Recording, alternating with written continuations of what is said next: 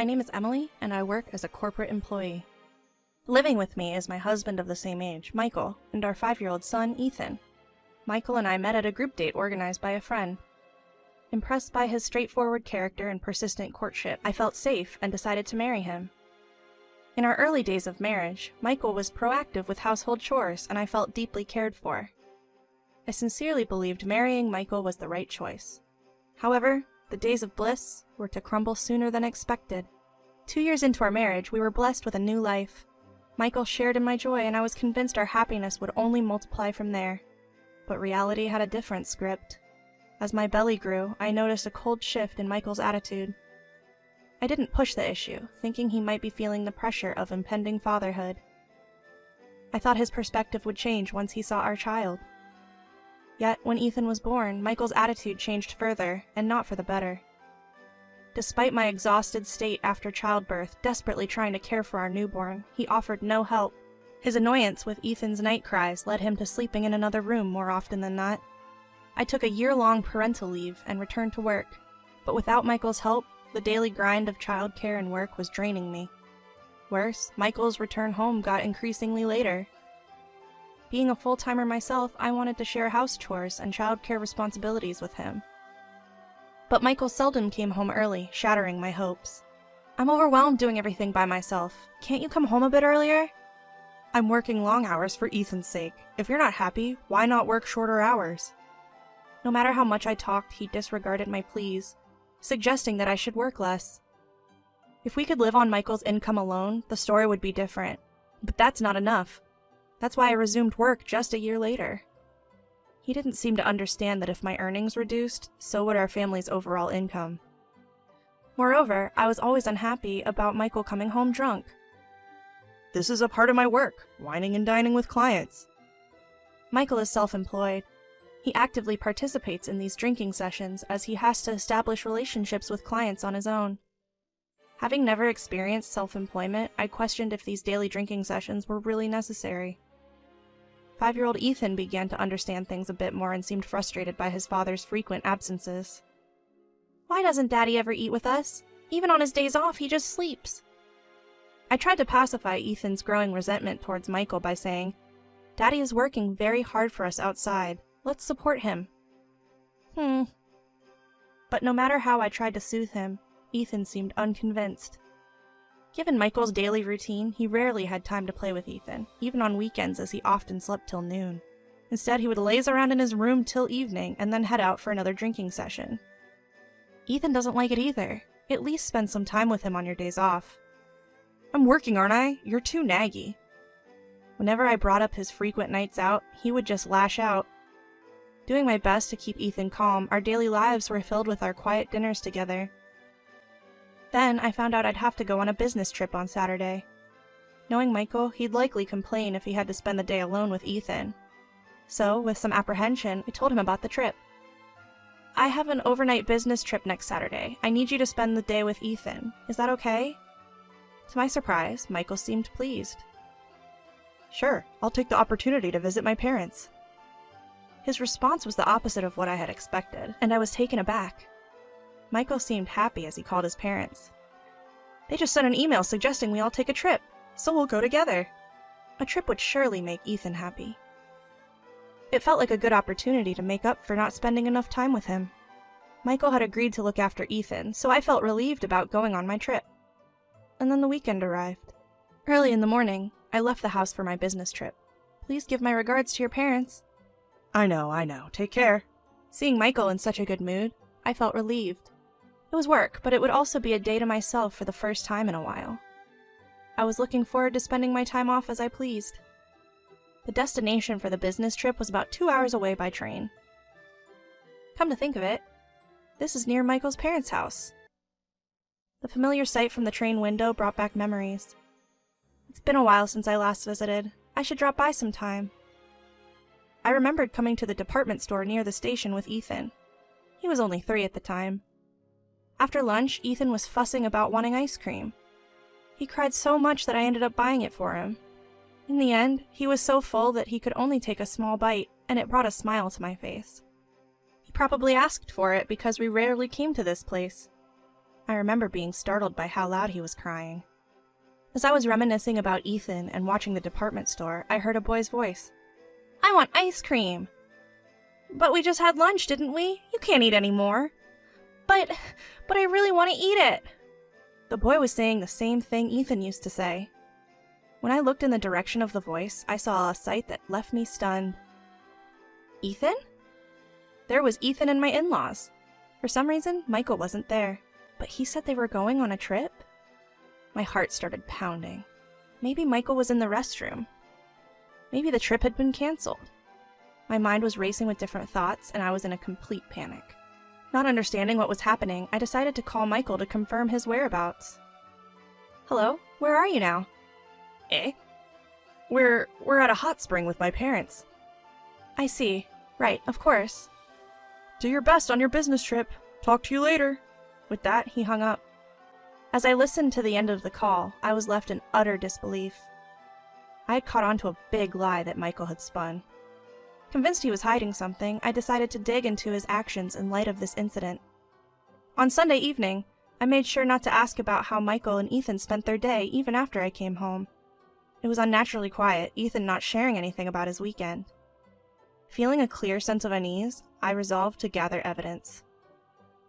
The following day, Michael went to a social gathering after work as usual.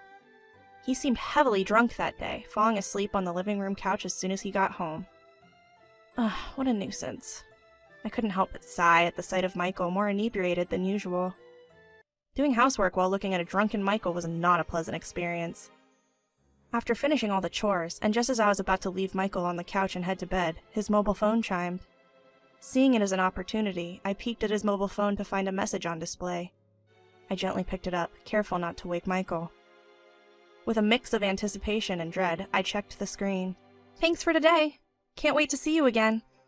The moment I saw that message, my suspicions turned into conviction. Touching the screen of Michael's mobile phone, it opened easily. Recklessly, he had not set a lock on it. With trembling hands, I went through all the message history. The content was unbelievable. It made me feel dizzy. Michael was hiding something unthinkable. The next weekend, Michael said he was taking our son to his parents' house again. "You didn't get a break last week, right? This week you can relax by yourself."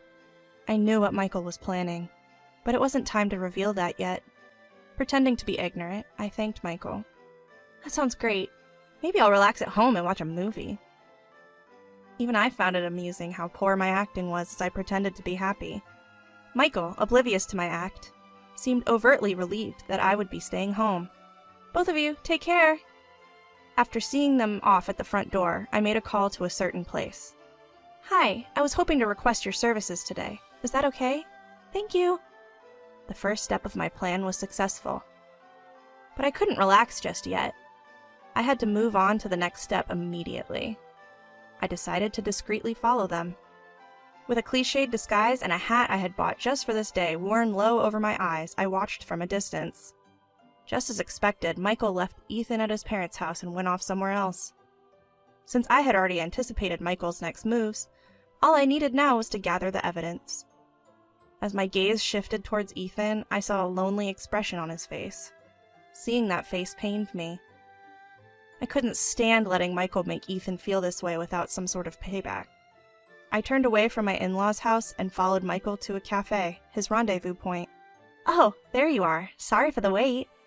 A young woman arrived. Arm in arm, Michael and the woman disappeared into a nearby hotel. Without hesitation, I snap a picture. I never imagined I'd get such compelling evidence so easily. I felt deeply disappointed in Michael's foolish actions. After just a few minutes, I called Michael, figuring he just entered the room. "Hello? What are you up to?" "I'm at my parents' place. Why do you ask?" Michael responded, his voice obviously flustered. "I thought you could do some shopping on your way home." With my cheerful response, his voice brightened as if relieved.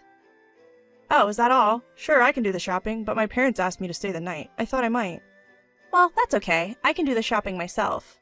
Once again, Michael was planning to leave Ethan at his parents'.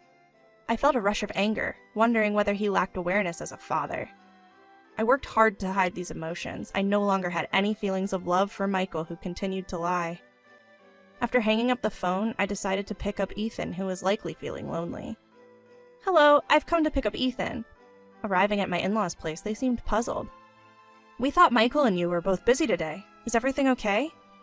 "I don't have any plans." They seemed even more confused when I responded. "Mom, you wouldn't believe this. Dad said he would play with me, but he left me alone. This is the second time. I hate Dad."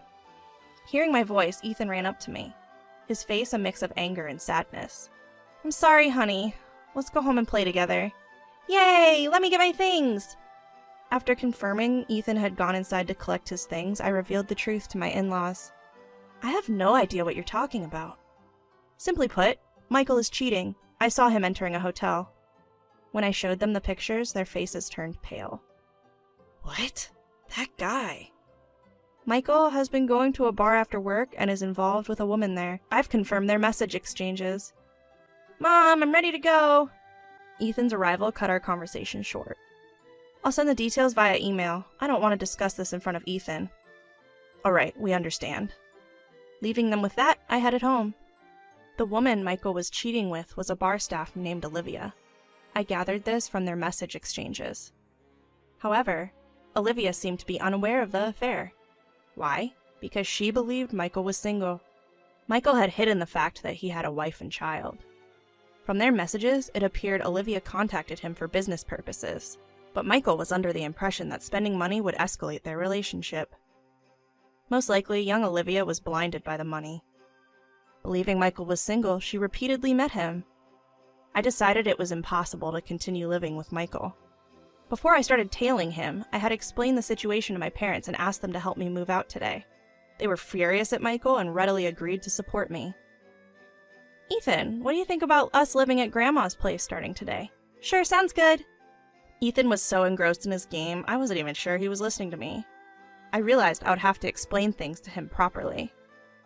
"Welcome back. What a rough day for you. We've moved your stuff into your room."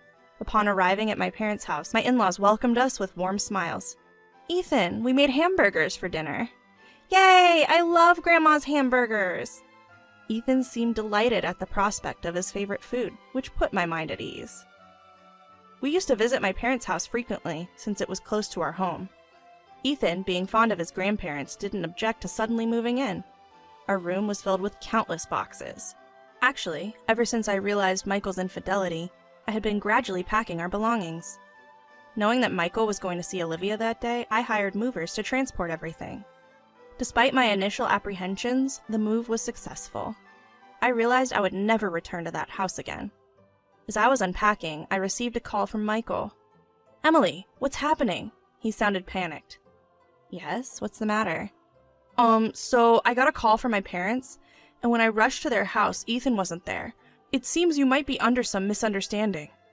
"Oh, so it's a misunderstanding?" "Yes, it is. Even my parents are confused. They even scolded me." "Interesting."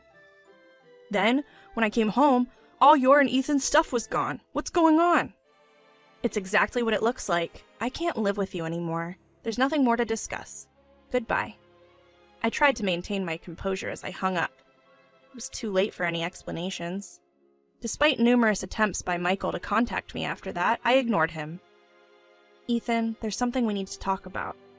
I knew I had to talk to Ethan properly about this. "Daddy was friendly with another woman?" "You heard that?" I knew that hearing this would be quite shocking for him. While I was trying to find the right words to comfort him, Ethan's reaction was surprisingly calm. "I heard it. I don't want a dad like that. It's more fun being with Grandma and Grandpa." Ethan's feelings towards his father had already vanished. I consulted a lawyer about the next steps. Since I had substantial evidence, it seemed that pursuing a favorable divorce wouldn't be a problem. I had been obtaining evidence of the affair directly from Olivia. "So, you're having an affair with my husband, aren't you?" "I'm sorry. He offered me money and but I didn't intend to have an affair. He said he wasn't married." "I believe you.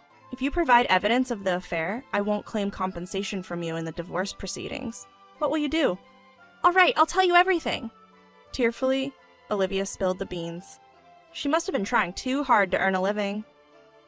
Meeting customers outside the club was a breach of its rules. I promised Olivia that I wouldn't reveal her actions to the club, and in return she gave me information about Michael. Michael had been involved with Olivia for 5 years, starting when Ethan was born. The affair had lasted a long time, and thus the compensation amount in the divorce proceedings was significant. Afterward, I won a substantial settlement and child support in the divorce. As for Michael, he was abandoned by his family and the woman he had been smitten with stopped contacting him. Moreover, after paying the settlement, he was left penniless. His work was also negatively affected because news of his affair somehow leaked. He lost the trust of his favored clients and his income plummeted. He's now working multiple part-time jobs to make ends meet. Whether worn out from his life of loss, he asked his parents-in-law for help, but they refused to hear him out, practically cutting ties. I hope he reflects on his actions and tries harder. Ethan and I decided to continue living at my parents' home. Ethan seemed more lively after we moved in, and we're able to live comfortably. He's still attending the same preschool, so the only change for Ethan was the house we're living in. I was relieved that he didn't seem particularly stressed. Seeing Ethan's happy smile, I became certain that deciding to divorce was the right choice.